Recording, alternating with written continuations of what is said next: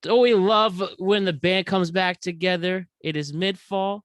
It's been a hell of a year for this whole world in the sports world. But starting this week, the National Basketball Association begins their season number 75. And we are here, the basketball crew for the Productive Conversations podcast, to cover the entire season starting this week on this Thursday show. And like I said, the band is back together for season 2 by popular demand. And we're so happy to have each and every single one of them. First, Alex Ranniello. Welcome back to the show, back from California, or I should say the whole West Coast. What's up, Alex? What's going on, boys? Happy to be back. Loving talking to Lakers, my guy. Definitely. We have word for word host who just made his return to the podcast. It's Fear Dolo Ren. It's great to see you. What's going on, fellas? Glad to be here, as always. Yes, sir. Love it. And the voice of the voiceless, a rising star, also in the podcast at Twitch, Twitter, any way you could get broadcasting to the masses. This man is showing us the way. Host of Fresh Faces, New Ideas, David Bach. It's great to see you too. It's good to be back, man. You know, it's good to see you for some basketball thing because you missed the draft on Saturday. So, yes, I have the ESPN fantasy gods leading my team to where it's supposed to be. So I will sort that out through the season. So it's gonna be fun. All right, so almost everybody missed it, including the guy who asked me to set it at that time because he was working. Well, again, it's all about making comebacks, right? And as I'm gonna win again. Okay, I'm gonna challenge you, Bach.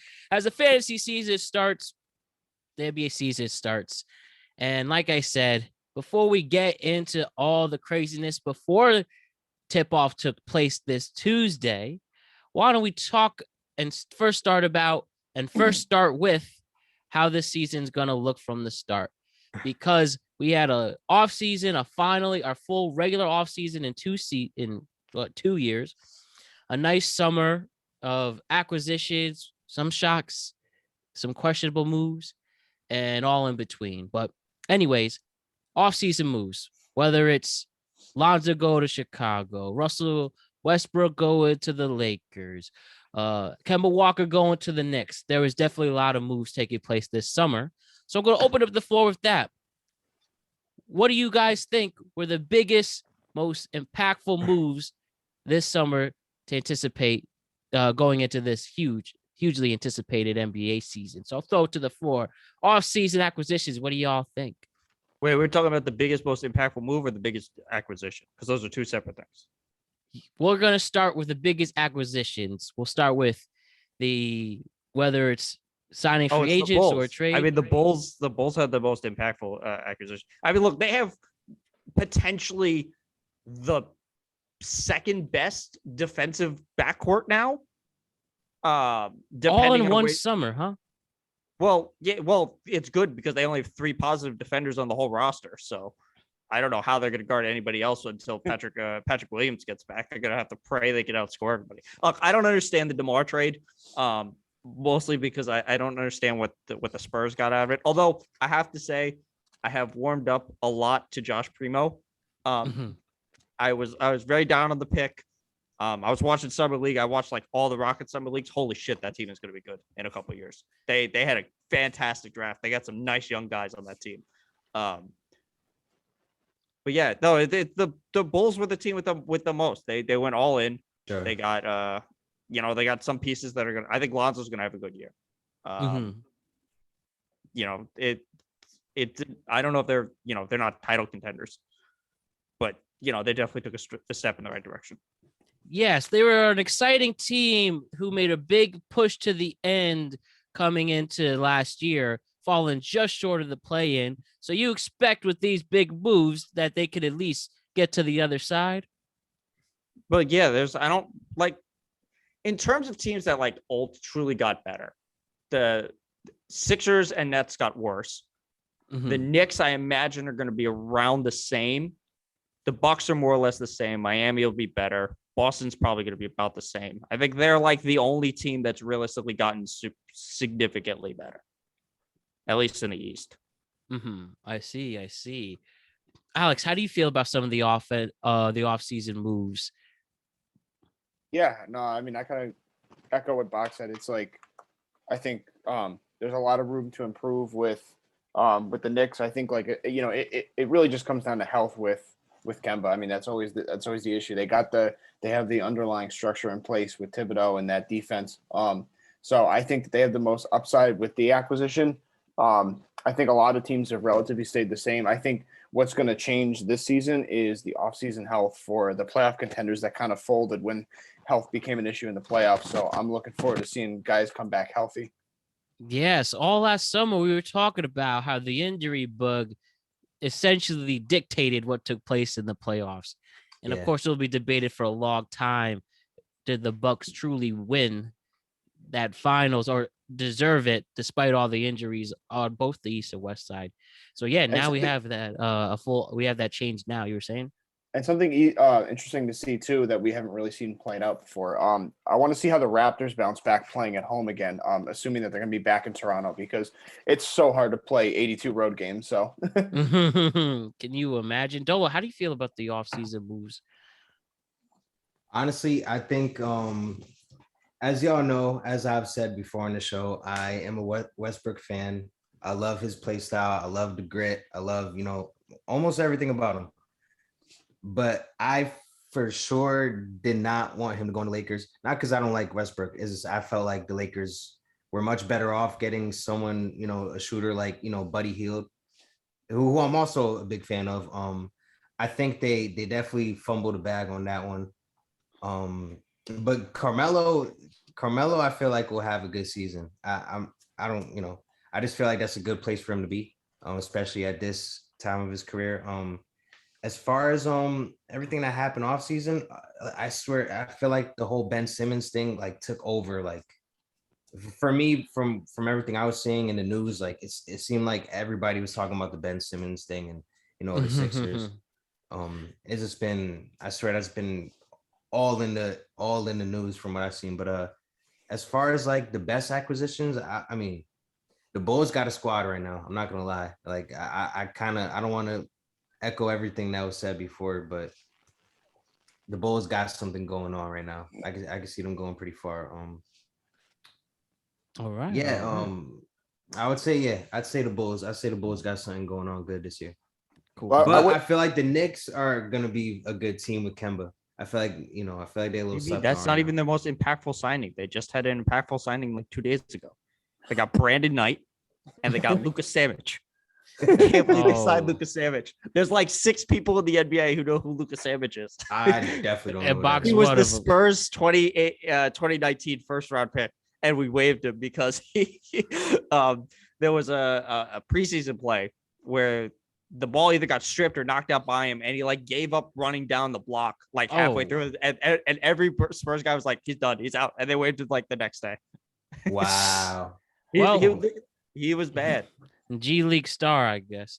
Now, I wouldn't know it wasn't an acquisition, but you just talk about re-signings and everything. I think the John Collins deal for Atlanta was huge, getting that contract passed. Yes. And I think that locking up for another year Nate McMillan was a huge deal for Atlanta. I think they're going to be at the top of the game in the East too. Yeah, they just locked up Herter as well. They got Herter too. Nice. Yeah, exactly. Good transition there. Oh, you were saying? Yeah. Oh, yeah. So just furthermore, I think it hasn't been just as much about the signings and the new acquisitions, but just the retaining guys. I think on the roster has been huge this offseason.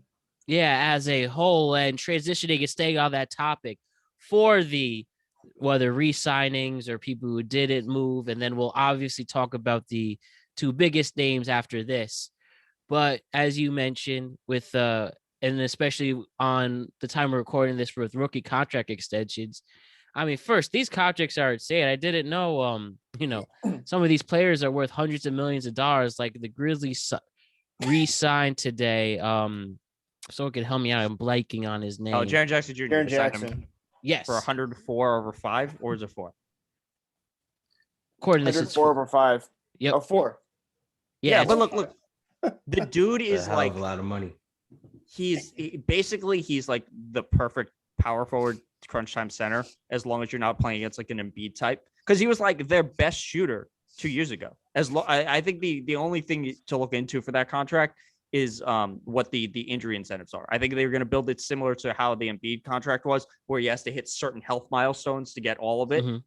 Because he's been like an injury, because the kid is 22. I think he's 22. He's in that age range, but he's like been an injury risk the last couple of years. Like, so as long as he stays healthy, they have a good chance. Like they've had something interesting going on in Memphis. Yeah, playing team and did win a playing game. So who knows where they can expand from there as John Morant gets older. Yeah, just they're like a wing away, a wing that's not Dylan Brooks. But don't hate on Dylan Brooks. I like him. No, he's good, but like he's gonna like start shit. He's too small limited. to be he's like limited and he's undersized. I get it. Yeah. It's similar to who's undersized? The Jazz issue. The Jazz guards are too small and they don't have a wing defender, which actually is why I think they're gonna make one of the surprise moves. But we'll talk about that later. Indeed. So also just hitting on the Lakers as we were talking, Alex, you were just there. You saw a preseason game against the Warriors, I believe, right? Yes. Yeah. Now, that's awesome. Anytime we talk NBA, you just have to feature LeBron. And even if we like to make fun of the Bleacher Reports and ESPNs, which are essentially LeBronJames.com, but it is worth noting that whether it's the most impactful re-signings, quote unquote, they're definitely very interesting as we see the big return of these vets and a very old, quote unquote, old team. The average age is literally 37 for the They Lakers. just re-signed Avery Bradley too.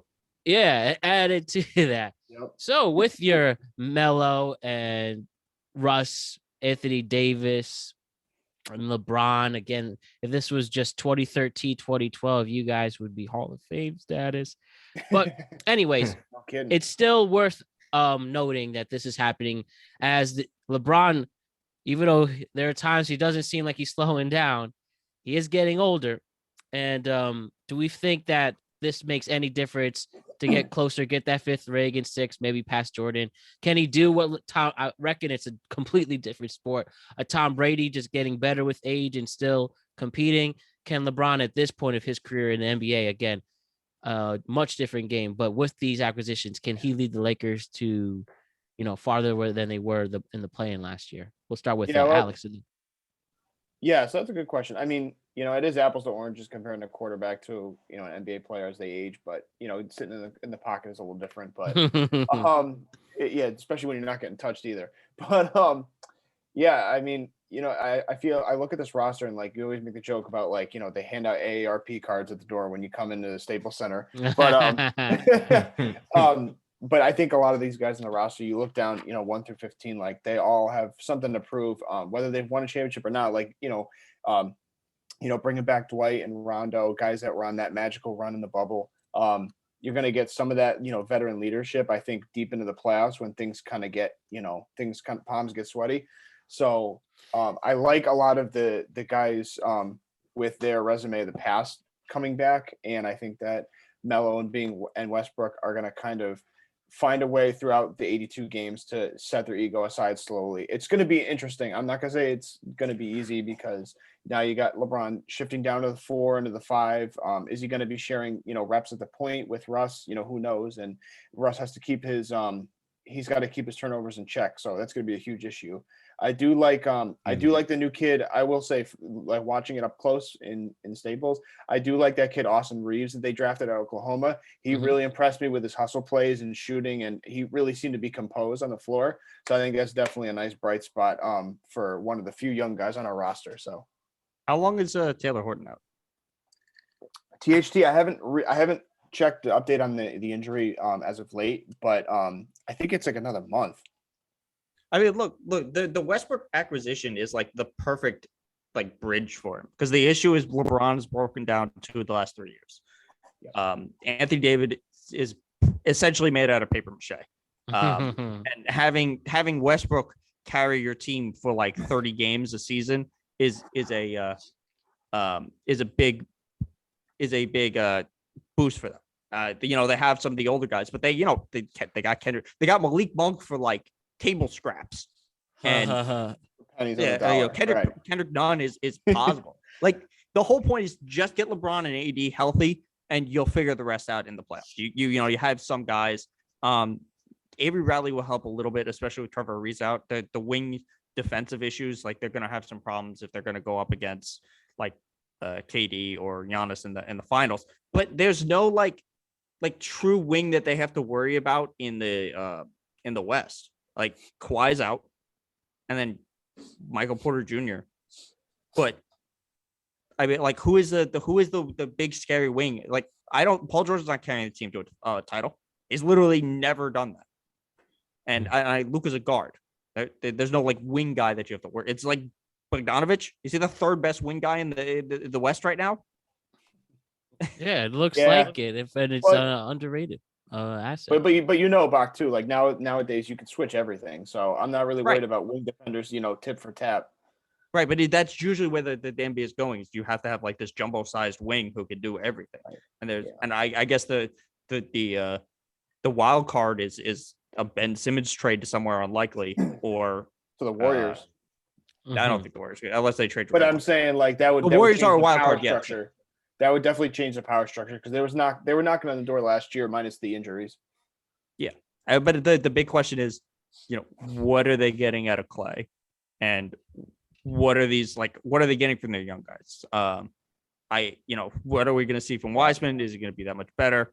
Is Kuminga ready for anything? Yeah. How much you're relying on fucking Otto Porter Jr.? Andre Iguodala was like 40. Like, I can't believe he's back, dude. Huh? I can't believe he's back on the roster. He's always going to be back. And like preseason, I'm like, okay. As well.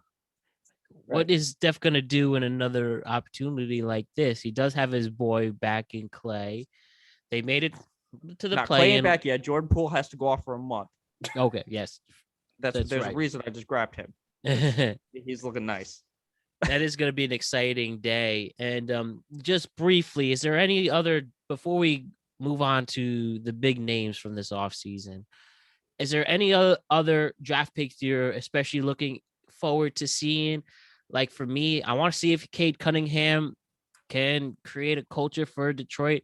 Reckon this was a unique year, another COVID year, another COVID draft. I feel like in my whole life, he's one of the most uninspired first overall picks ever.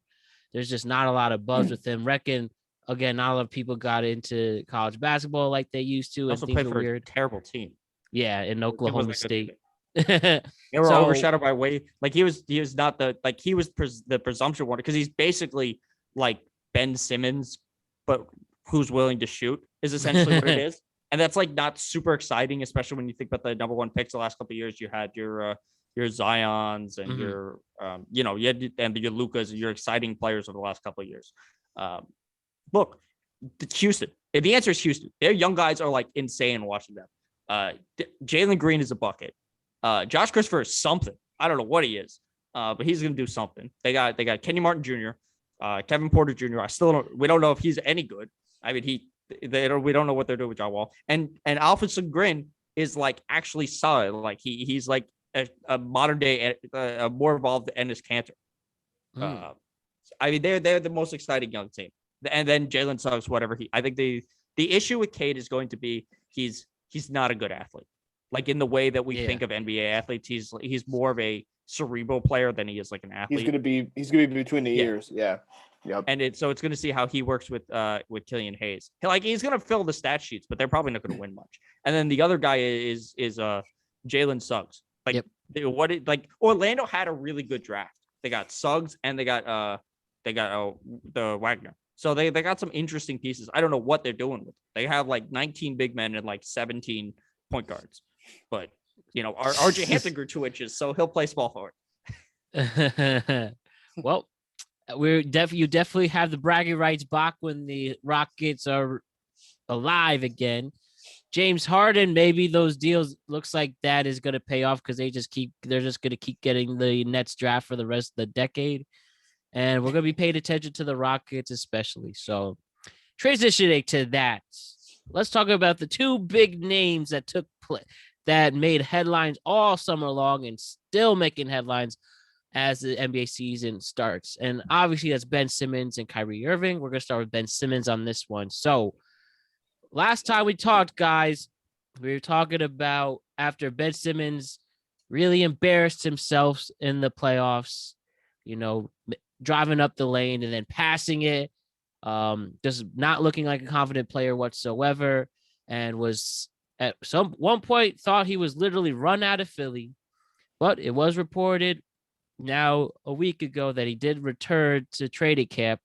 Now, whether that's because he couldn't make a deal or not, or Ben Simmons had a change of heart like they want you to think, again, that's what this debate is for. So Ben Simmons, as of this moment, is a Sixer, but we're going to see if he moves at some point as the season begins. I'm going to start with Dolo on this one. What do you think of Ben Simmons and the whole soap opera that has taken place up until this point? And do you think he's going?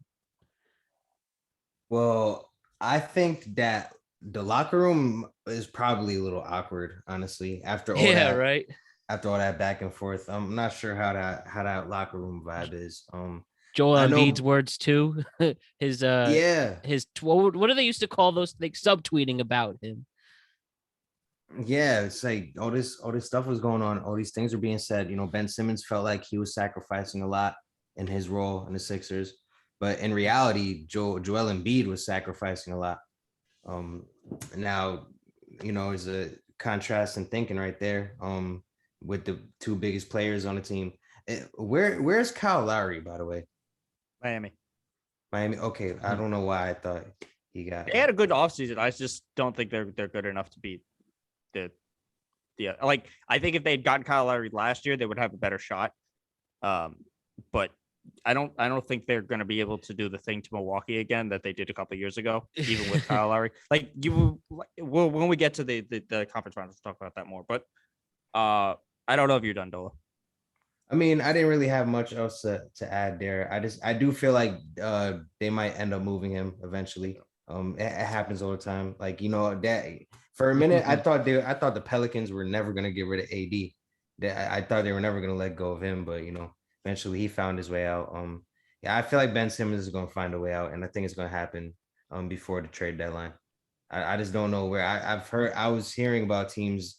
I heard teams were interested. I just, not really sure. I definitely don't think Ben Simmons wants to be there. I don't think I think he's gonna find a way out, and I think the Sixers are gonna. I don't think they particularly want him to stick around. I don't know. It's all kind of jumbled to me. But I do feel like Ben Simmons is gonna get up out of there. That's all I really had to add to that. All right. What do you the rest of you guys think? Look, he came back because he lost $1 million. He lost $1 million skipping out on stuff. That's why he came back. So apparently he might be playing sometime this week, according to Doc. Originally, he wasn't in game shape today. I think he said that he might play. They probably trade him by like December-ish. Mm-hmm. The real thing with him is there's 4 years left on his contract. That's a lot guaranteed too. The return on him is going to be like they're not going to trade Damian Lillard straight up for him. Unless Damian directly asks for out, they're not going to do it. You're not getting Bradley Beal straight up for him. Yeah, maybe you're talking CJ McCollum, but that's what, if Portland starts, being a little iffy. And look, the return we're going to see on this is not going to be hard-nosed. It's going to be more matching money than anything else because there's so much time left on his contract that the team will have him for a couple of years. I think, look, I don't think he's going to stay with the team. I certainly think he's a good player. I still, if San Antonio traded for him, depending on what they give up, Derek White, Lonnie, and, one or two picks for him, I would be okay with that. I think realistically, he might be a king. I think if the Kings start, struggling a little bit, maybe they're saying, okay, maybe we, move De'Aaron Fox and Harrison Barnes and. Really? We'll throw in, give us a second round pick so we can throw Marvin Bagley as a tax on. And then we'll take Ben Simmons. I think that's probably the most, it's never like the Timberwolves, but I actually think the Timberwolves might be good. So maybe in 5 years. No, I think they could be good this year. I have a lot riding on Anthony Edwards. I think he's going to be good.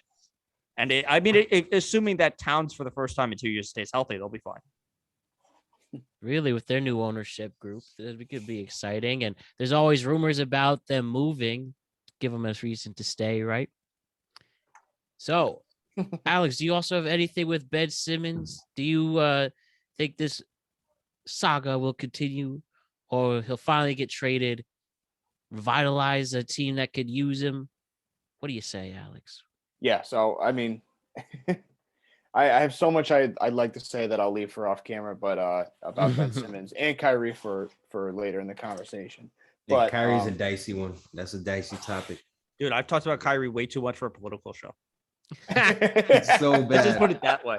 That's so bad. dude, that's when you know the world's going upside down. But no, I mean, but Ben Simmons, man, there's just something about this crop of players that they just don't have the spine and backbone and fortitude. It's almost just like they've been so catered to their entire upbringing through AAU basketball and it's the entire process that they feel they have entitlements and they don't have due diligence and professionalism that comes with that. The whole thing just blows my mind. Every day I hear about the contract situation. It's like you have 4 years on your deal and they're catering to a 25-year-old who can't shoot and has had 5 years to correct it. So it blows my mind. And so for me, I mean, there's only a couple teams in the mix that can really make a play at him. But again, those teams, Portland, Washington, Golden State, time is on their side. They can play cat and mouse with Philadelphia as long as this thing continues to go public. So I don't see it getting any better. And to Bach's point, I think it's not going to resolve itself probably till Thanksgiving, Christmas time at least. I mean, he brings up a good point too, though. Like Ben Simmons has been catered to for a player who LeBron a couple years ago said, "Hey, you're going to be me if you keep working." Like this is the same player who hasn't improved at all. Like at all. That's insane. Yeah. Like in this era of like how hyper aware we are in things, like how do you exist like that? Like, especially with the pedigree and stuff you have. Like if you look, his draft was Brandon Ingram. Brandon Ingram's gotten much better. He's probably going to get way better too. The dude still weighs like 4 wet paper towels tied together, but whatever.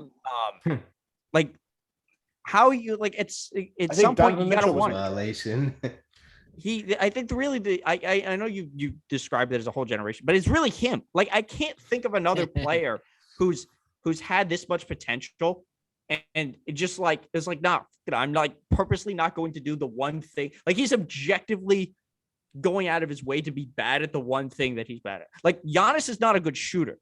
Right. But Giannis is like a historically good finisher and he does a whole bunch of other stuff. And like he's actively tried to work on his game.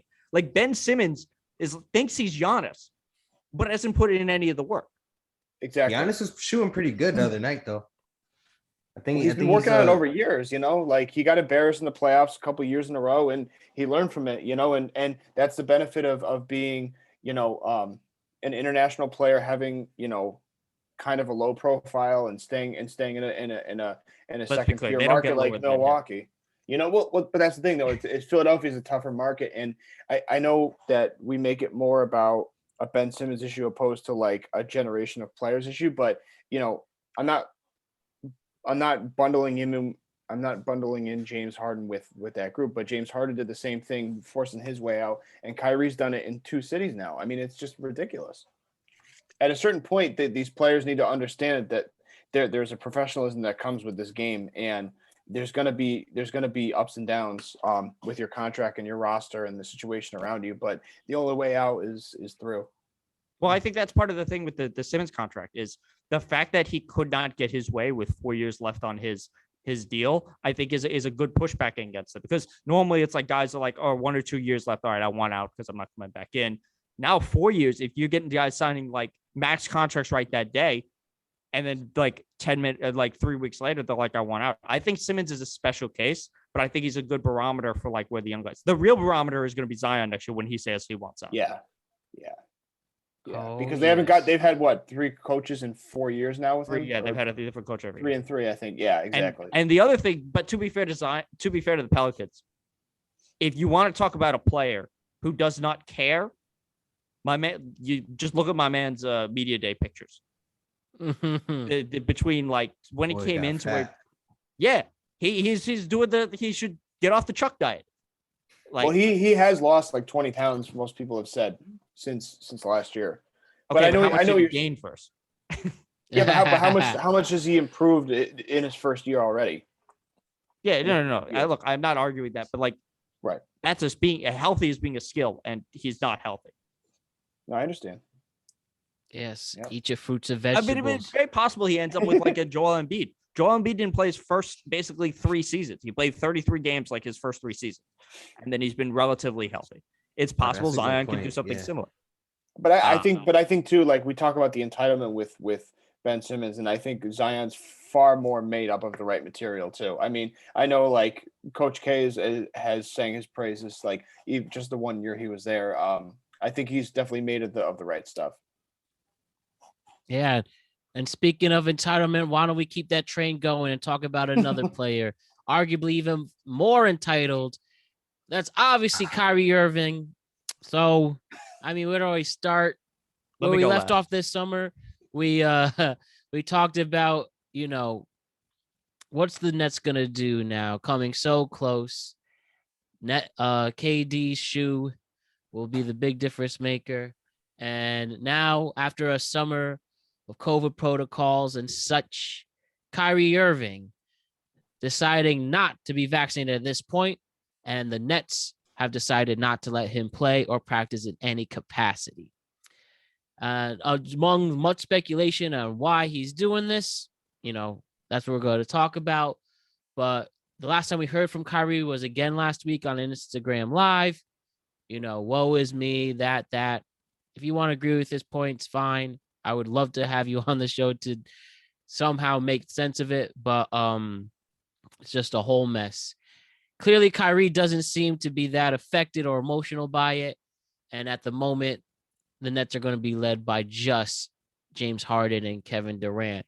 So at this moment, as Kyrie will not be allowed to play whatsoever, he's going to get paid for the road games, but every home game he missed, I think what, $392,000 a game? million in total. Yeah, $17 million in total till you get a range. And that's where we left it, that Kyrie's like, I don't care either. And you know, we're just gonna see how this all unfolds. Let me ask guys first question. Do you think Kyrie will get vaccinated at any point, or are we really about to see him truly ride this thing out?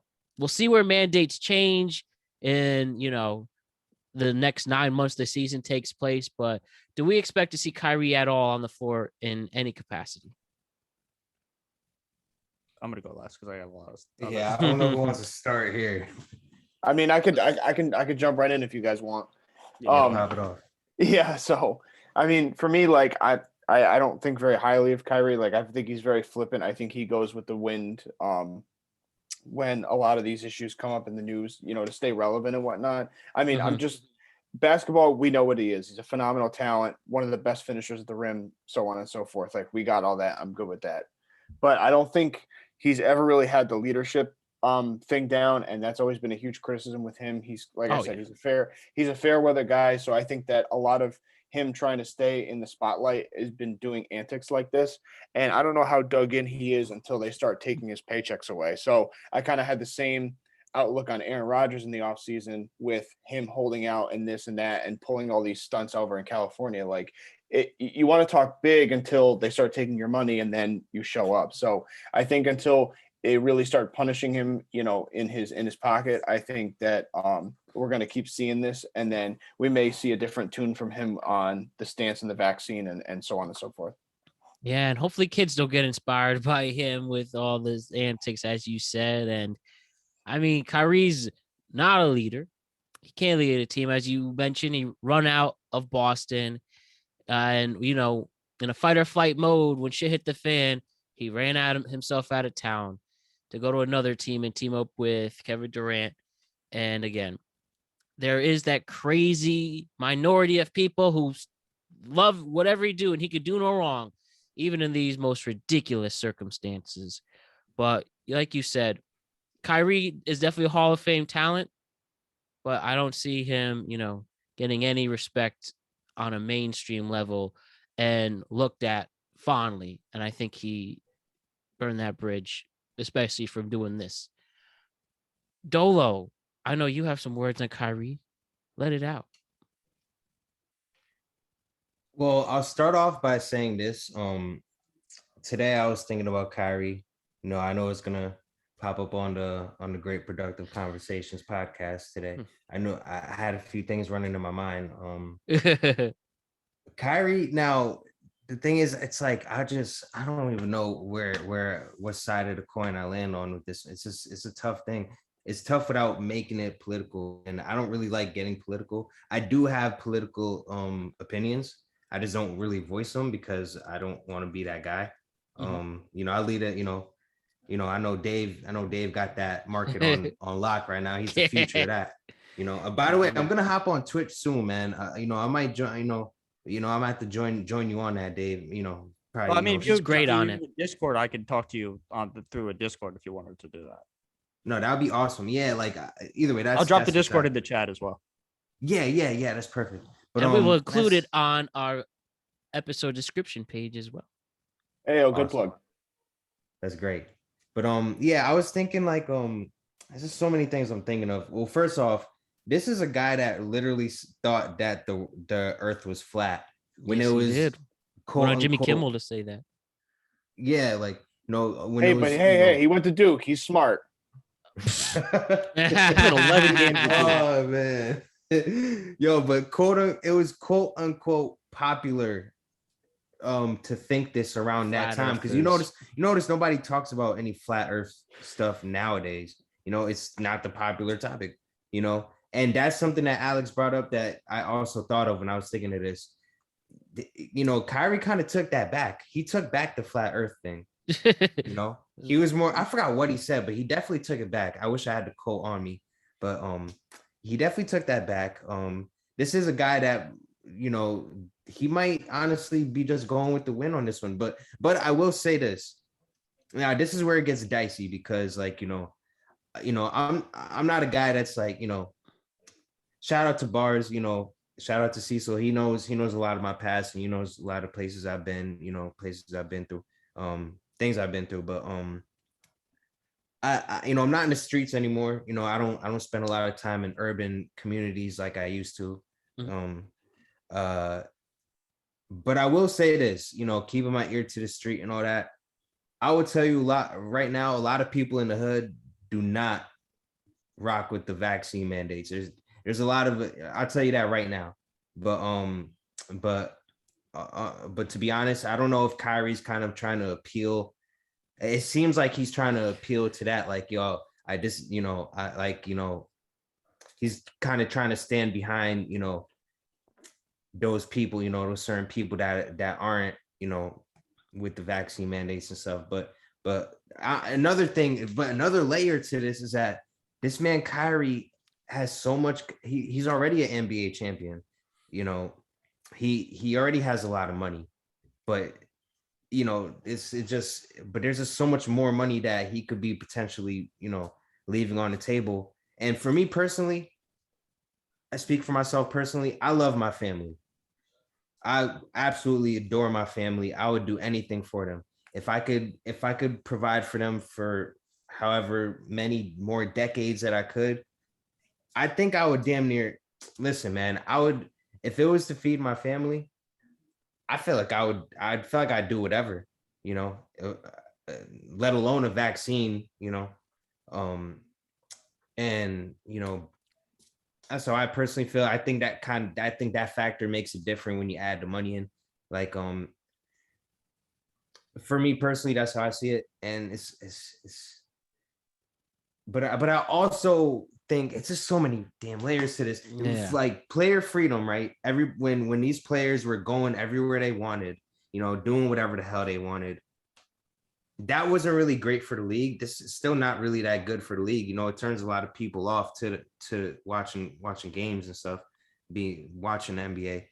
I think that's, from what I understand, a lot of people watch college ball more so because, there's not players moving to a new team, every season and, things like that. I just feel like now when it comes to Kyrie and, what he feels, whether you agree with it or not, player freedom has been a big topic in the past few years. And Right. it just seems like now all of a sudden player freedom's not, it's not like his freedom to choose is not really there. And it seems like that's kind of not being talked about anymore. But then the offset to that is that, well, it's mandated. You're playing in a city where it's mandated. This team needs you. They built this together so that we could see some type of championship, see some type of success. And I can't even fathom what was going through Kevin Durant's and James Harden's head with all this. Yeah, the only quote that I saw was Kevin Durant said, "Well, I'm not mad. I'm disappointed." I think those were his literal words. So, Well, because Wow. they talked to Katie and Harden right before they did this. yeah, So they hate his. I think it's more likely that we see Kyrie miss the season than we see him coming back, especially with him understanding that that Katie and Harden were like, look, we can't have this. So yeah, right. There's a lot to break down here. First, a lot of what I talk about is the vaccines and the mandates and stuff. I literally just had a conversation with somebody about this today. I will have a conversation with anybody. I will help walk people through who have questions about the vaccine and stuff. I will help walk them through their hesitancy or their issues with the mandates. I will do that without a problem. That's literally part of my show. Now, there's two separate types of players who are unvaccinated because Kyrie's not the only one. Wiggins was in the same situation. And then there's people like Michael Porter Jr., Bradley Beal. That's the reason why I didn't draft Porter Jr. because Porter Jr. is not vaccinated. Bradley Beal is not vaccinated. However, it is a different concept when it affects somebody like Andrew Wiggins or Kyrie Irving. The best way to explain this to you is you have a worker who at best will show up half of the time to work due to something that they can change through no issues of their own. It is free and easy to access, especially being wealthy. He has no problem getting it. That is the business decision to do this. Now, the problem with Kyrie's stance to this is he's wrong on like every level. And he's being used by some of the worst people who are pushing the most pro-COVID conspiracy stuff. We have people like Candace Owens arguing that the NBA is fascist and that they should be Katie and James Harden should be standing up for Kyrie. This is not how this works. The problem with, look, Kyrie has done some good things. He did some political stuff, showing up for some places. He's helped. He's donated a lot of money to charity. I think he funded the WNBA for a season. Yeah, he did. Yes, about that. like off the record doing that stuff too. Like on this, he's just wrong. Even as a team, you're doing the wrong thing for your team. Right. Doing this, his statement about this is, I'm mad at people who are losing their jobs, so instead I'm going to lose my job as well. Let's be clear about this.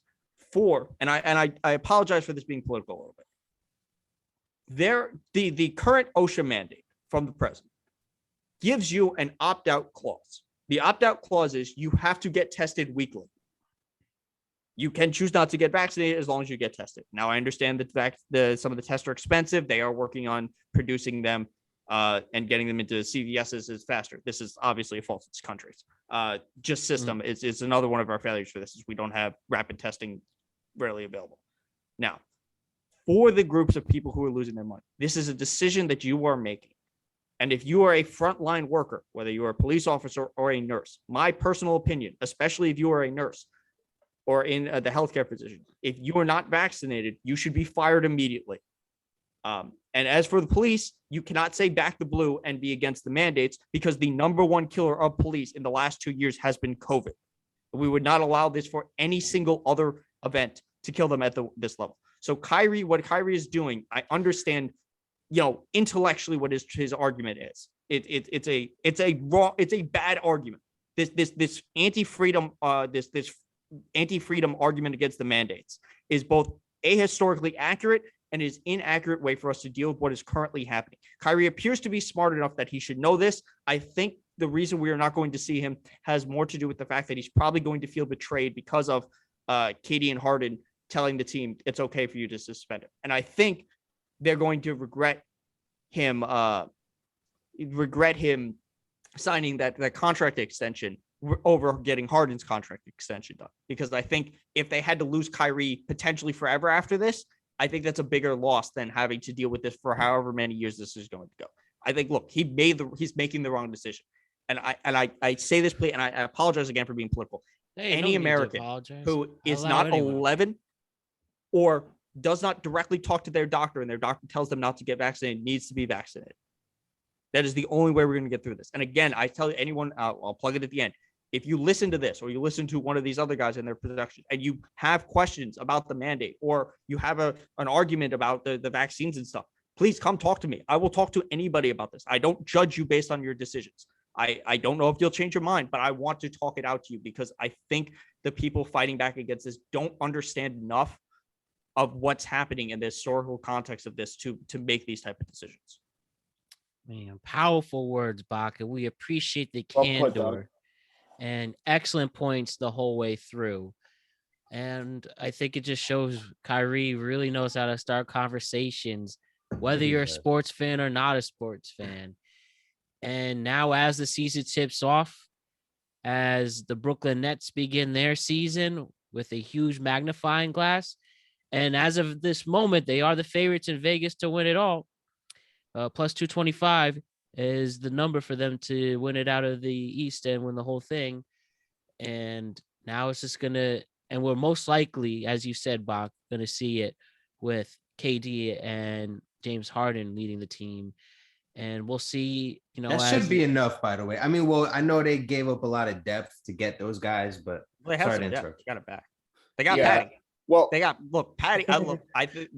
Patty is great. I think Cam Thompson's going to be good. I think honestly, if Kyrie's not playing, I think you start Cam Thompson because basically you don't. James Harden is your point guard. Let Cam Thompson play defense and shoot the shit out of the ball, and you'll be more or less fine. The issue is all these older guys that they got. They're a little creakier. But I think losing. Sorry, I was just going to say. I think losing Jeff Green is going to be a bigger issue than people think too. Why? They got Paul Millsap. I'd take Paul Millsap over Jeff Green. Yeah, he's not the same player as he was in Utah a few years ago. It's fine. Jeff Green is like I still think Millsap is better. And the LaMarcus Aldridge came back. Look, yeah, I'm going to be honest. I'm like low key rooting for them like that too, though. I'm like low key rooting for them for that because he deserves to get a ring. And Steve Nash is one of the players I believe most deserve to get a ring ever. Right. Unfortunately, he played in some pretty stacked teams errors. Duncan. But like I'm out of it. The Spurs aren't going to win the title, so this is like 70. It's the same thing like when the Raptors won a couple of years ago. I was rooting for that team. Kawhi may suck, but Danny Green's a Spur for life. Yeah, look at that. Well, having said that, and talking about surprises, and that was a historically no, but the Raptors was a surprising. I'll take my chance. So the Raptors winning in 2019 was a surprise, winning the whole thing. Yes, KD got hurt in the finals for Golden State, but who would have thought? Clay. Yep.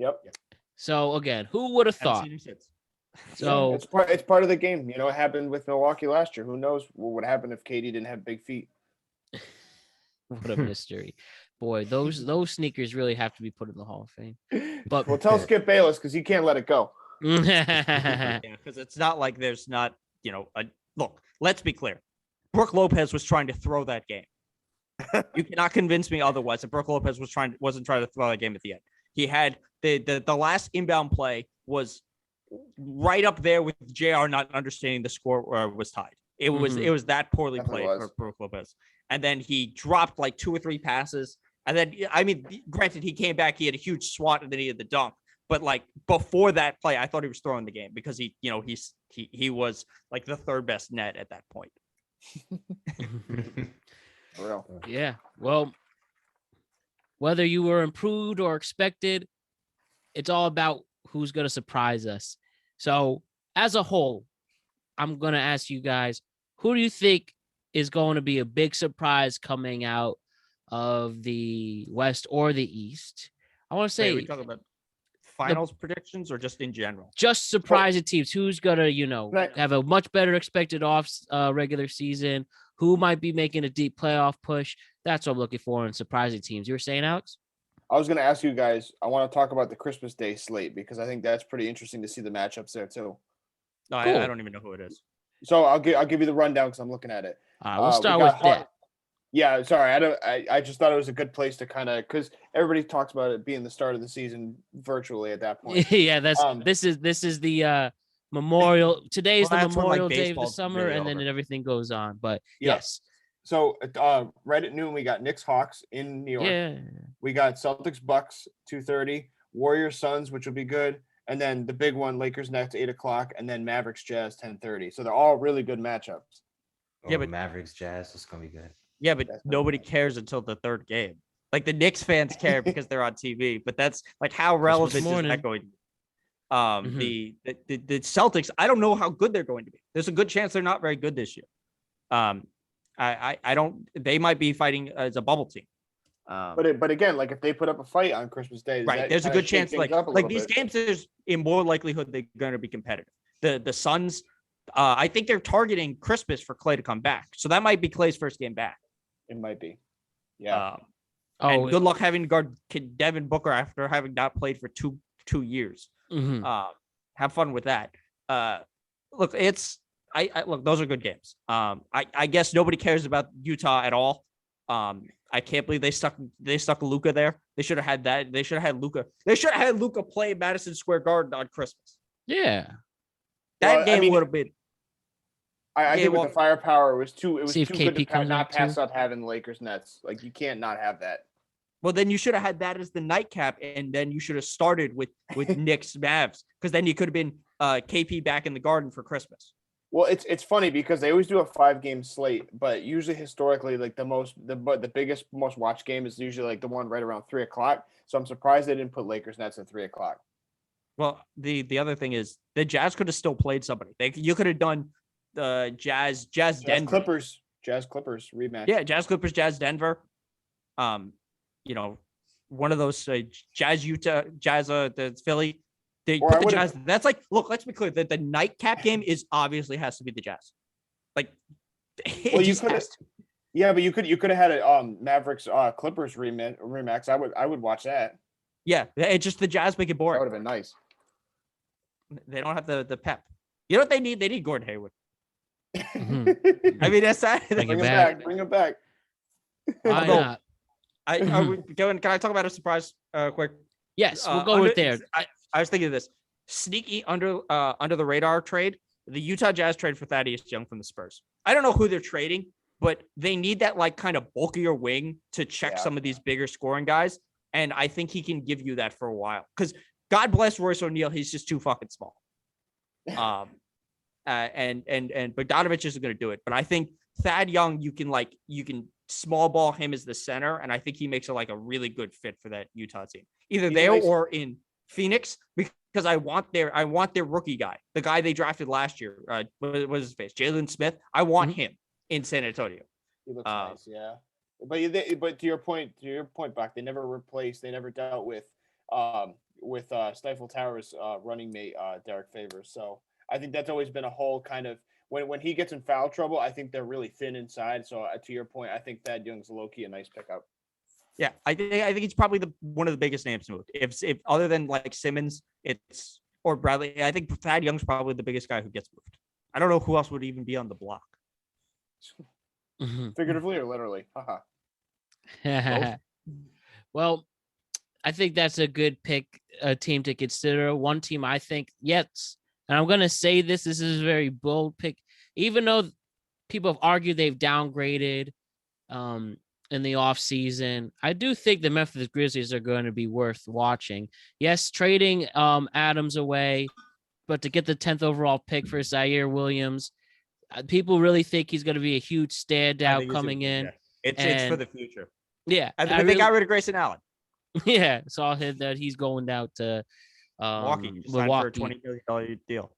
Oh, what a fun player that guy is. But I really think the Memphis Grizzlies could be a surprise.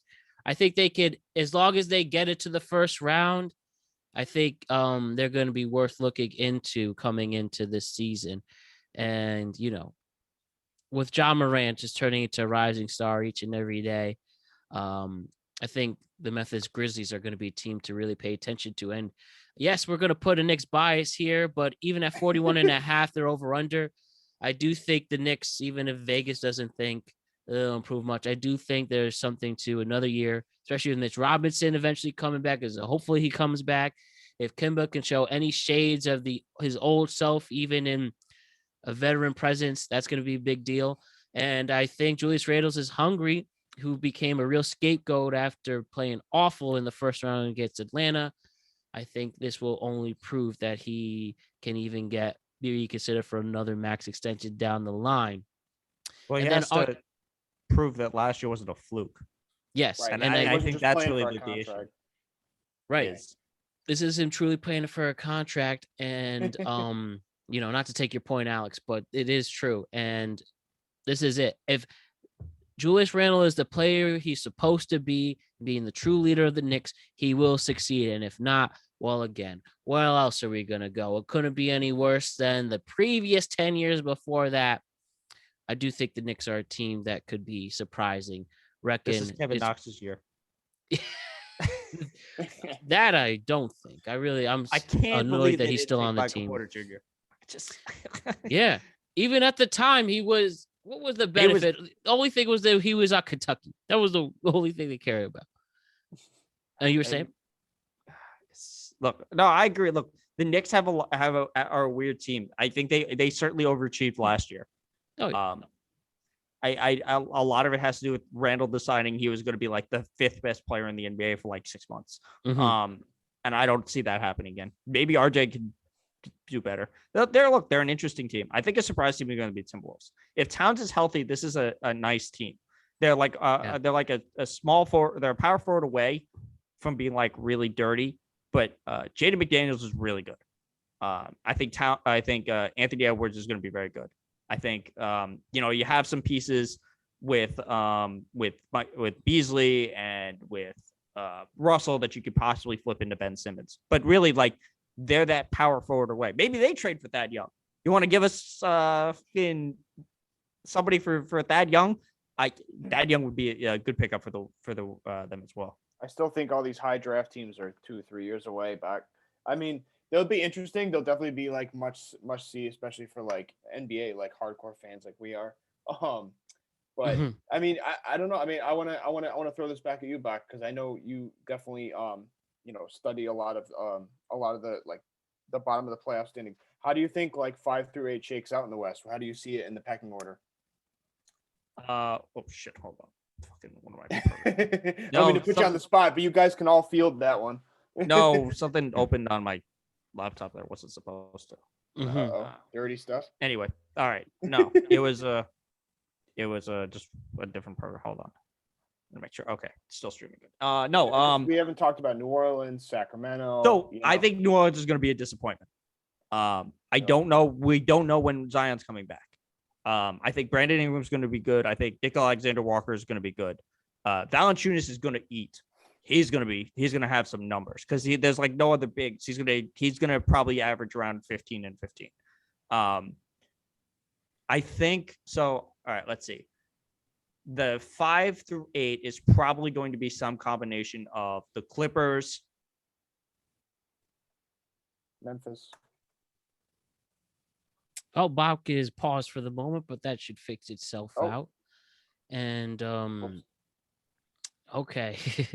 Yeah, you got Memphis in there, you got Portland, you got Sacramento, you got the Clippers, it's a lot of guys fighting for those. Oh, you're back. Go ahead, man. Oh, that was on. You were paused for 10 seconds. Okay.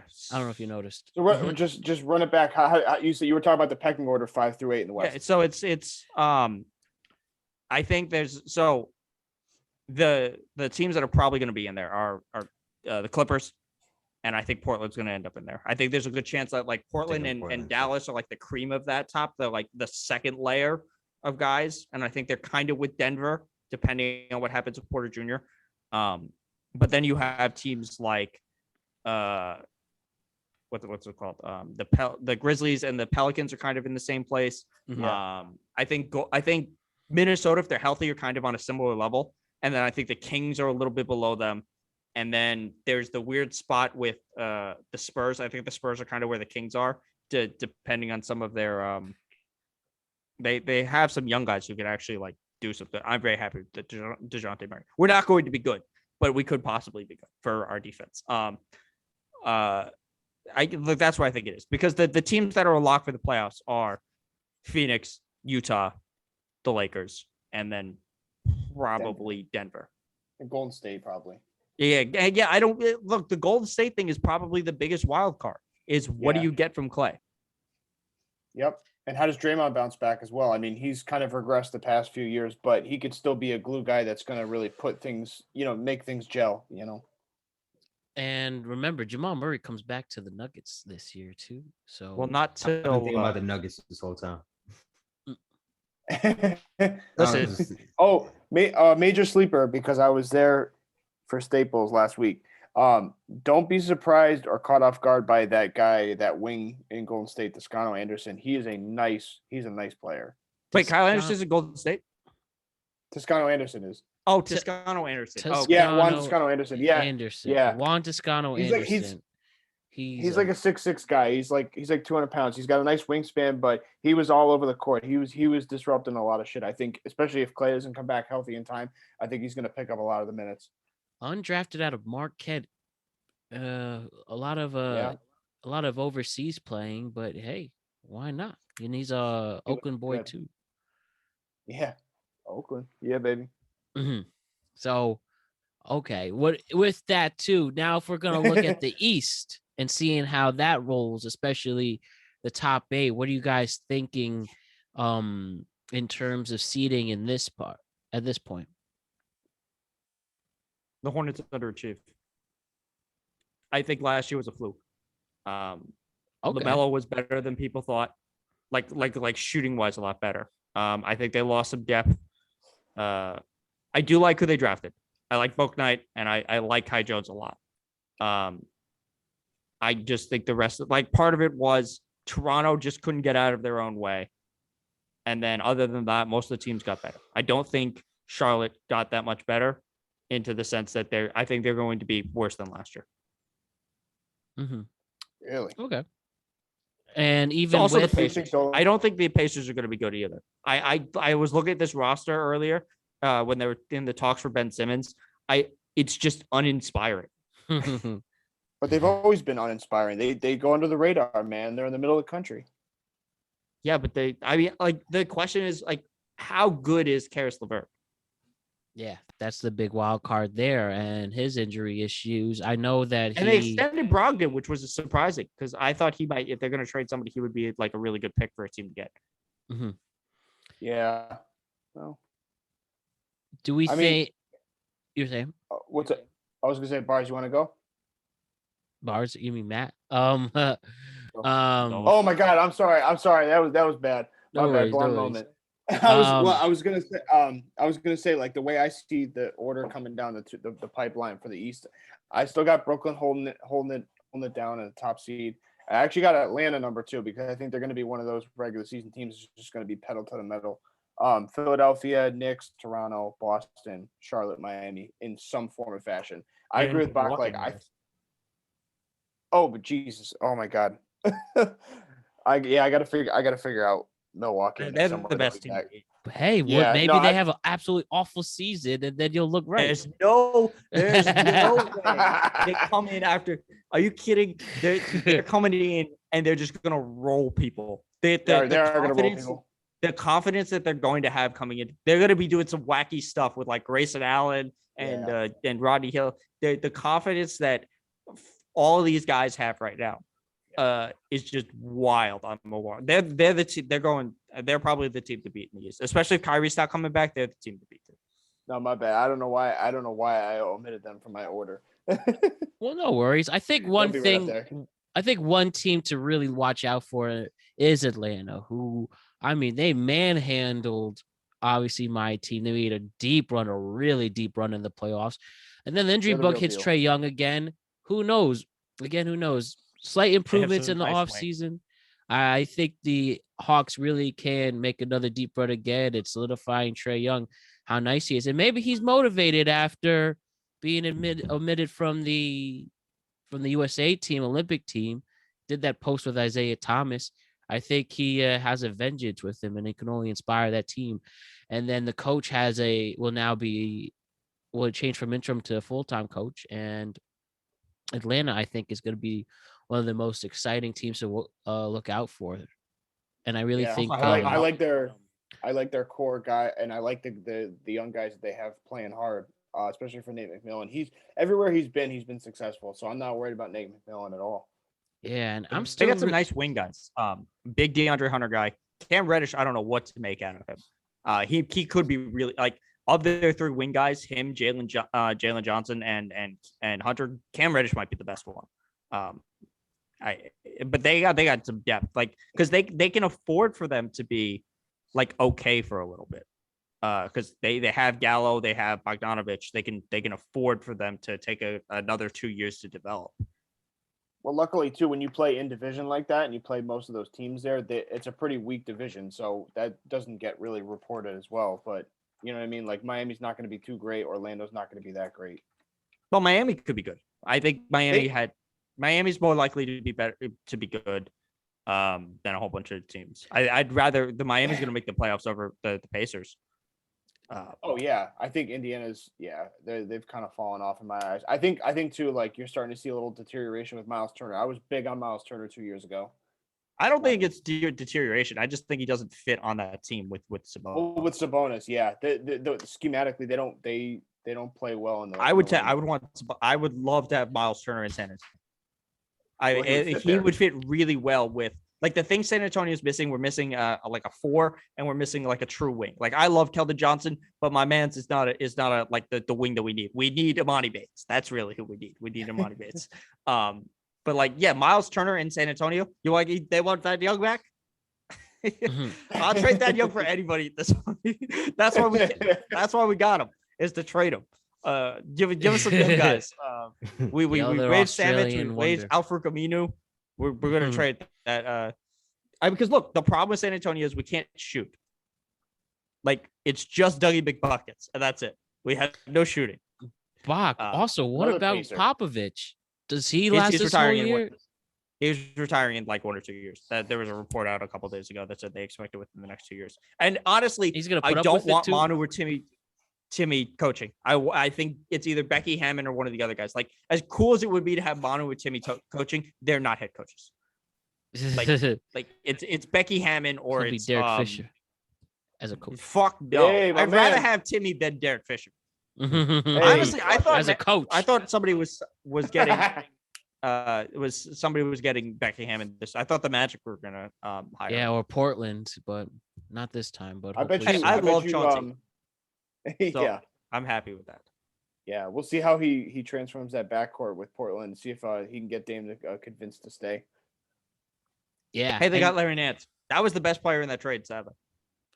Can I ask another thing too with the Heat, if it makes a difference? And I just don't know his injury status, but Victor Oladipo is still technically Heat. 29, big quadricep injury. I don't believe he's expected back by the time the season starts. And if he'll make an impact or not. Do you think he could be more valuable on another team? What if he went back to the Pacers? I don't know. Or do we think we'll sadly forget about Victor Oladipo as time goes on? I don't think he plays this year. I thought he was out the whole season, Murray. You could be right. I'm just getting confirmation from. Look, I think if he's healthy, he's a good player. If he's healthy, right? But he's only been healthy for like a season, and that was like 3 years ago. Yeah, and he was a monster, but he's just best abilities, availability. He's never healthy. Yeah, look, if we're talking a healthy Oladipo, like that on the Pacers Oladipo before he gets hurt, that's a different Heat team.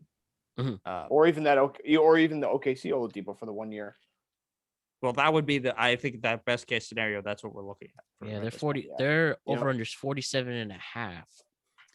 The one over under that really baffles me, even with this news, is the 50.5 Sixers over under.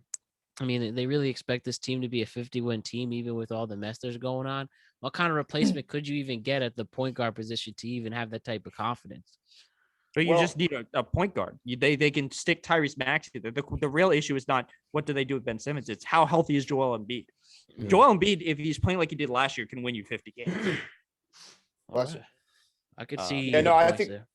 I think I I just think don't know. just like Bach said, but I think it's also the fit too, because like if they can just put blinders on to the distraction that Ben Simmons has been thus far, I think that they actually have like a really nice complementary team that they can kind of feature everybody on that roster, kind of the way that Orlando did with Dwight in 2009. In 2010, excuse me, as well. I think like you can kind of build your team, around that with shooters and 3-and-D guys and guys who really want to be there. I mean, because we saw how far they went, even with 7 games. It's just that there was just so much chaos trying to figure out the offense, and clogging the lane with the two of them. I think as soon as you take Ben Simmons out of the equation, I think there's a lot more breathing room for guys to get touches. And we never talk about Tobias Harris, but he's going to be a huge factor. And having Drummond is not a bad backup to Embiid. Like if you'll switch it. The games Embiid takes off, you'll just run more pick and rolls with Drummond, and then Tobias and I don't even know who else they have who's really going to score. Well, losing Dwight was huge. I'll tell you that. He was a body. Yeah. So I mean, it's solid. I think they'll probably make a move. I don't know what it is, but it's Daryl Morey, man. He'll always make a move. yeah. I mean, look, I'm talking about something besides. Yep. Besides, what's his face? Besides Ben Simmons, do we know if Derek House is coming back this year? Because I thought there was something that he might be coming back. Because that would be an interesting. On the roster. Derek House. Because I know that would be an interesting subplot for him to come back. Huh. Yeah. Yeah, we'll definitely fact check on that really soon. But all in all, this transitions us to our final point. Who do we think is making it to the conference finals now? So the way I would like to start this conversation, we'll pick our 2 teams who will be battling out for the East or West, and then we will pick who will win it all in the NBA Finals and, pick that rundown. Like for me, I think it will be a Bucks and Nets Eastern Conference Final, as cliche as that seems to be. But those teams are the best stacked teams, especially Milwaukee with how complete the team is. There's no doubt that Milwaukee's going to be making a push again, and Giannis is going to make sure to prove that wasn't a fluke finals victory as well. So I do expect us seeing the Nets and the Harden KD led Nets, and I do think they'll make a move in the middle of the season to help solidify that. But when it goes to those 2 teams juking it out, I actually think that the Nets can defeat the Bucks in a 7-game series. I do think it will go to 7, but I expect the Nets to make it out of the East. And when it comes to the Western Conference, which, is somewhat more open, I actually think the Golden State Warriors will be back in the conference finals with a revitalized Clay, Draymond. Andrew Wiggins is important to the team story. And I think the Golden State Warriors, you'll be seeing them in the finals, in the conference finals. And then I also expect the Utah Jazz to be playing up against them. Oh, sorry, not the Utah Jazz, the Denver Nuggets, with the return of Jamal Murray. And you have, that stacked team over there. We could see what Jokic is going to pull off and such. And let's see if Denver Golden State. And then we'll see a Golden State and Brooklyn Nets NBA Finals, which is just amazing to see on paper. A nice Hollywood script. If KD can win his first championship off another team, and if he could pull it off against the Golden State Warriors, that'll be great. My heart would love to see a Lakers and Brooklyn Nets NBA Finals, because Russ versus KD NBA Finals is enough to make headlines. You have, again, LeBron versus KD switching from the from the Cavs and the Warriors, now the Nets and the Lakers. That's just juicy. But I think the Lakers are going to be underachieving this year. And it'll just be beautiful for the LeBron haters, but tough for Bleacher Report and ESPN. So that's what I'm saying. Golden State Warriors, Brooklyn Nets, NBA Finals, with the Brooklyn Nets winning in 6 games. Why don't we start with Dolo with where he thinks it's going? Well, honestly, I can honestly see the Bucks making a run not only to the conference finals but making it all the way. If Giannis keeps it up with this jump shot that he's been forming, he'll easily be the best player in the NBA for sure with a jump shot. I could definitely see him making it there. The Bulls, they got something really good going on. It might be them two in the conference finals. I think for the West, yeah, I definitely believe the Lakers are underachieving. For some reason, I like my bad. Go ahead. I was just saying, Vegas really has them on top of the West, which is baffling. And again, I mean, I just double checked 5 days ago. So the over under for the Lakers is 53.5 with 4-1 odds to win the whole damn thing. They really think this old team's going to win 53 games. No offense, Alex, but I just don't see it coming. But you were saying? Well, yeah, no, I sort of agree. I really feel like they should have got Buddy Hield, but I'm getting over that. Yeah, as far as the West, I mean, I could see the Lakers getting far, but I'm not sure about conference finals. As far as this, like, I guess I'll just pick like a straight finals. I definitely see. Wow, it's kind of tough to think about, but I think the Nuggets want it back in blood. With Jamal Murray coming back, like you mentioned, and Jokic being, the Joker being the Joker, anything's possible. Carter Williams can just rain on people's parades. Yeah. It's COVID. Oh, Well, yeah, look, right, if fact. they make it to the mandate could change by then. We'll see, but right, if the Denver makes the if they're playing Brooklyn in the finals, he can't play. that would be ironic. Well, they made exceptions for Braun with COVID protocol, so who knows? It's all out the window. Hey now. Hey man, yo, honestly, man, like but the Warriors too, man, like with Clay coming back, I really feel like I guess it's kind of similar to Matt's, but I see I see I don't know how cliche this is, but I can see the Bucks. I can see the Bucks and the Warriors finals. Like I feel like that would be crazy. Wow. That would be wild. And hella fun. That's what I'm thinking, honestly. So I'm kind of hope. A lot of my predictions are more in like the hope kind of. There's a lot of faith in people coming back healthy. Yeah, I'm not gonna lie. I mean, so you, Matt. So hey, I think I'm sticking to it, but I really think if the planets align, that team will be dangerous, and they're just so well coached. Steve Kerr can do no wrong, and Golden State will make a push. So, who wants to go next for where they think things are gonna lie? Oh, and sorry, one last thing, Dolo. How do you think that series ends? 4-1, 4-2, 7-game series. What?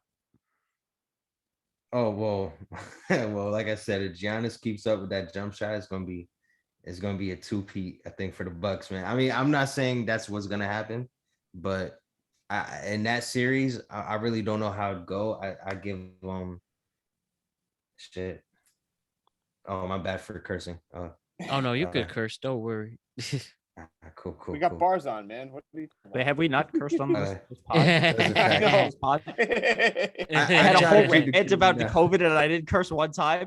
I feel like you didn't, honestly. I'll be honest with you. You're very proper with that. I'm not sure. I really don't know how that would go. I say 4-2 Bucks. All right. 4-2 Bucks Warriors. Next, what do you think, Alex? Where do you think this is ending? So, I mean, kind of pick up with just to disclose on the Warriors thing, because I don't have them in the conference finals. But my spoiler, I see them actually making a package deal for Ben Simmons halfway through the season, and I see them taking that next step with or without Clay healthy. That's why I say that. But I got LA and Denver in the West. I got Michael Porter Jr. taking a huge step this year, and I got Aaron Gordon finally stepping up for the first time in his career. And I got Jamal Murray coming back healthy and right with Joker on a mission after being bounced way too early. Exiting the way he did. I think he's salty. I think he wants to come back and prove something this year. I do too.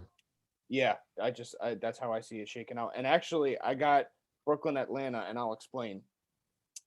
I think that Brooklyn, Atlanta. I think what's going to happen is Brooklyn, Atlanta, because I think that Milwaukee's going to have, their troubles. They're going to be mailing in some games through the year to kind of play for the marathon, not the sprint. So I think they're going to end up getting around the 3 or 4 seed, and I think they're going to be matched up with Brooklyn in the second round, and they're going to lose in 7. So I got Brooklyn, Atlanta in the conference finals. I got Brooklyn edging them out in 7 games. So I got Brooklyn, LA. Brooklyn, LA, and Brooklyn. What everybody wants. Come on now. And Brooklyn just gets in with the skin of their teeth, winning 4-3.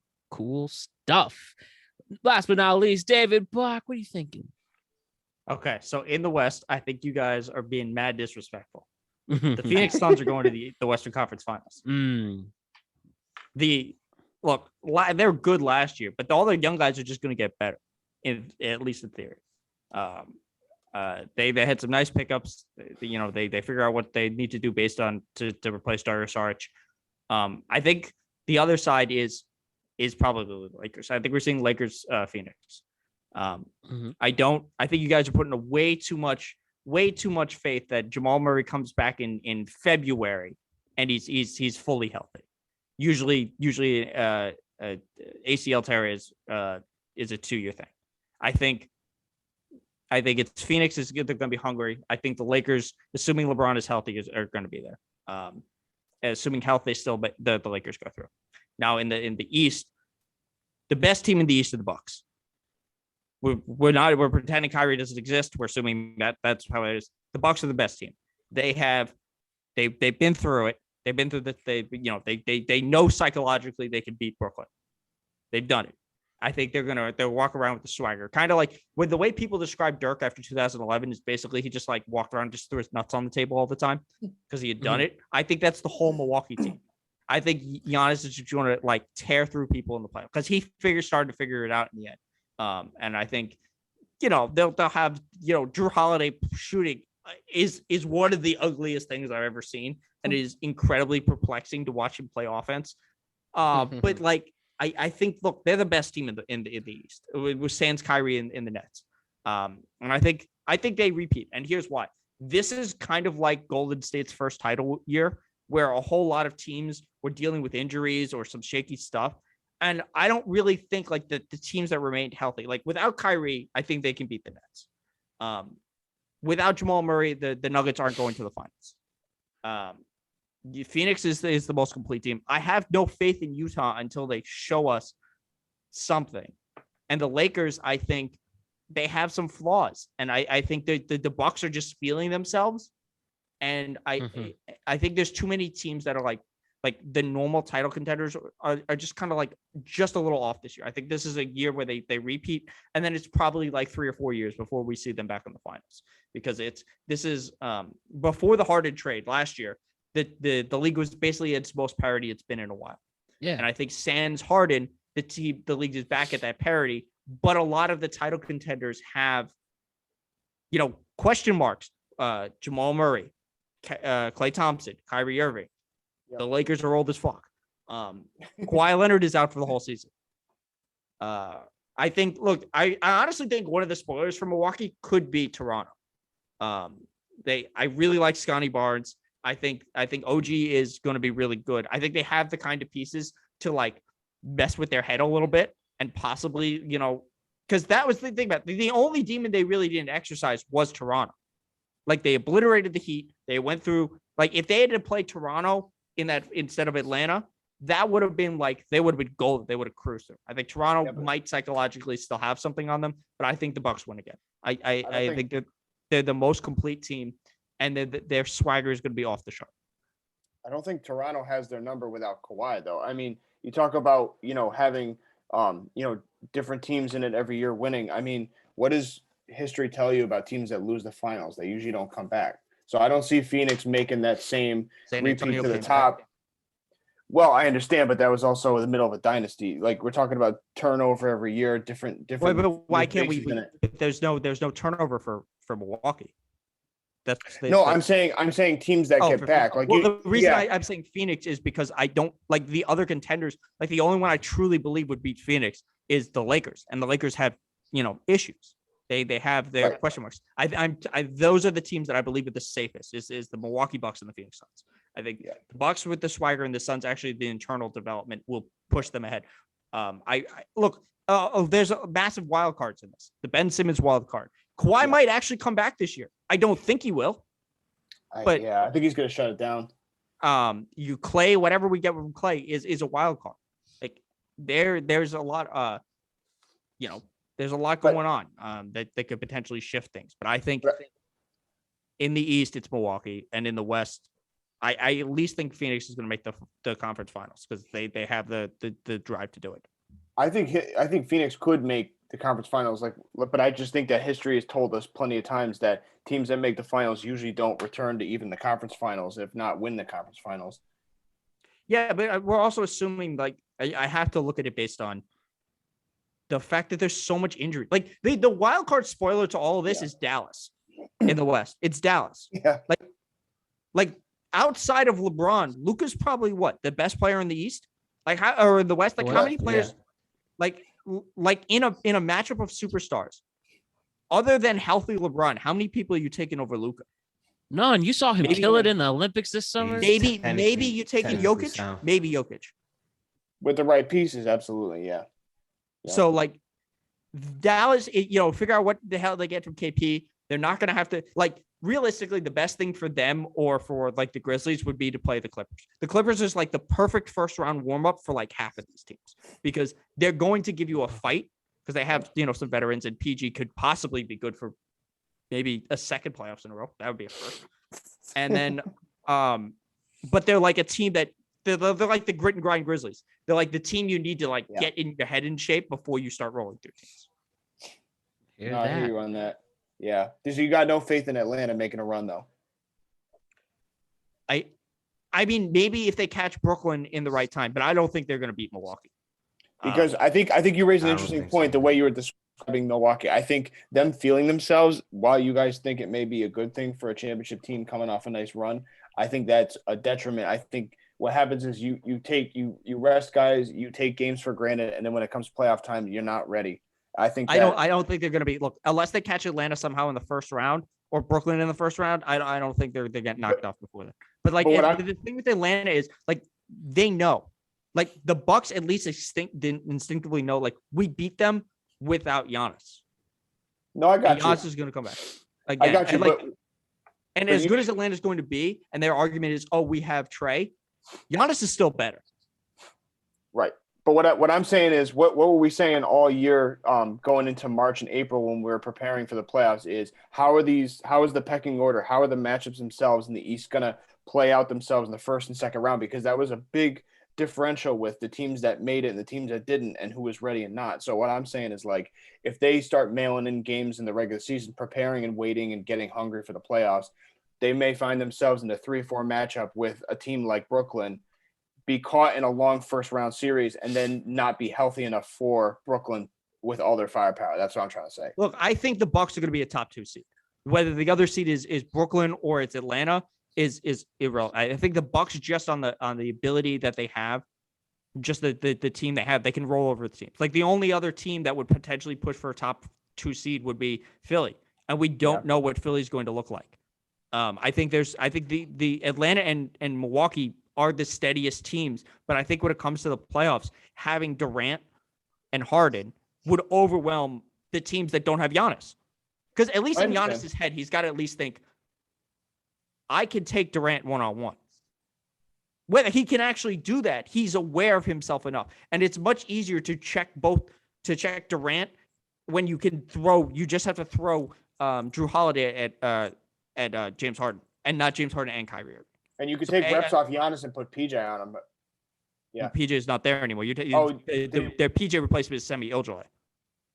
Yeah, so that's going to be a huge question mark too. Well, because Semi's better offensively, he's a little worse defensively, but I think Giannis has more confidence that he can handle Durant. And I think one of the best things that happened to Bud was Giannis going down and him remembering, oh wait, I have Brook Lopez, who's actually really fucking good, and like he was an all-star for a while, and maybe he goes, hey, you remember game what was it 5 that the Brook Lopez game? He's like, hey, remember game 5? Why don't you let me do this to the Nets backup for a quarter? Yeah, we'll see. I'm not discounting Milwaukee. I think they'll be right there. It feels like one of those years like when, you come off a magical run and you're feeling yourselves like you find yourself in a predicament in a long first round series, and then you're not healthy with all your legs for the second round, and I think that's going to catch up with them. All right, that's all. And it's going to be a fun run watching those two teams and the other 30 besides them. There's so much to look out for. This league is definitely going to look a lot different before the playoffs.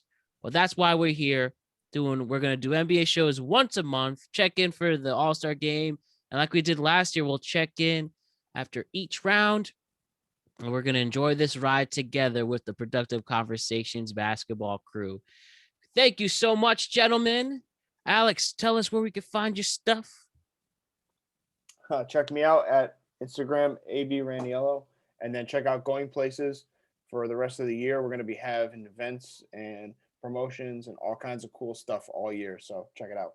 Much love. Dolo, how about you with your comeback in the podcast world? Well, first off, I'd like to say every time I get up on here with you guys, I learn just that much more. And, it's part of it is me definitely giving my opinion, but the other half is me learning a lot from y'all. So I definitely appreciate y'all. I'm really glad to see y'all again. Glad to be back doing the NBA show with y'all. Word for Word podcast is back. It's underwent some maintenance. You're gonna see familiar faces. You're gonna see some new faces. But for the moment, I'm kind of running the show right now. And I'm the head of the ship. Word for Word podcast. We're back in the atmosphere. Re-uploads on YouTube every Sunday and Monday. I'm getting on we're gonna get this on Spotify and Apple very, very soon. Shout out to Matt Brown for that, giving some insight and some tips for that.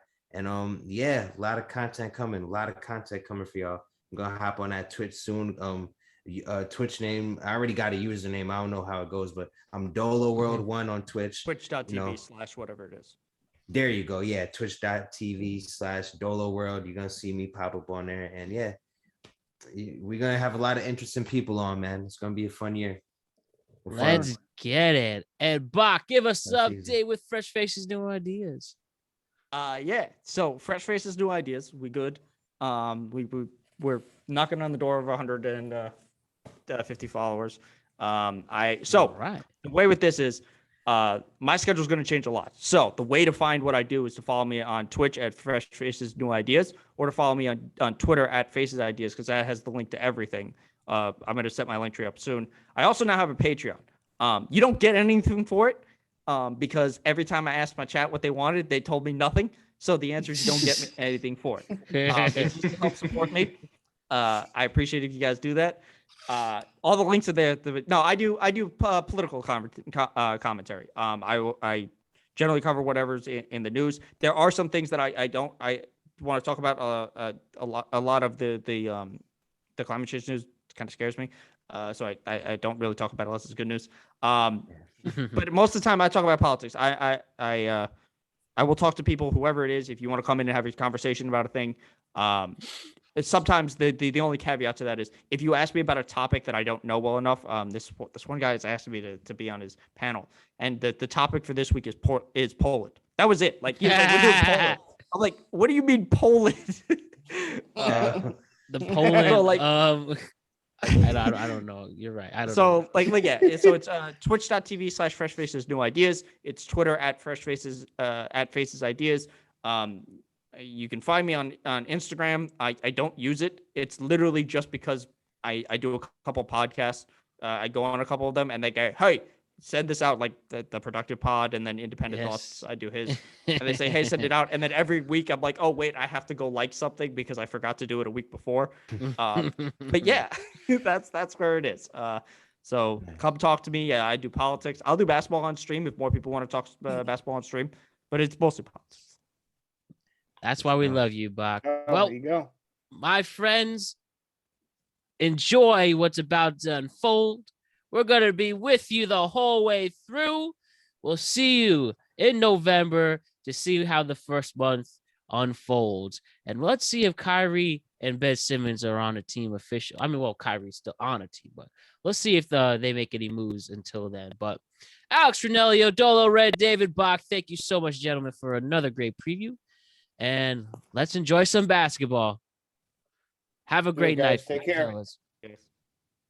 Fellas, I'll see ya. Thank you, Matt. Thank as always. you. Have a great night, gentlemen. NBA tips off right now.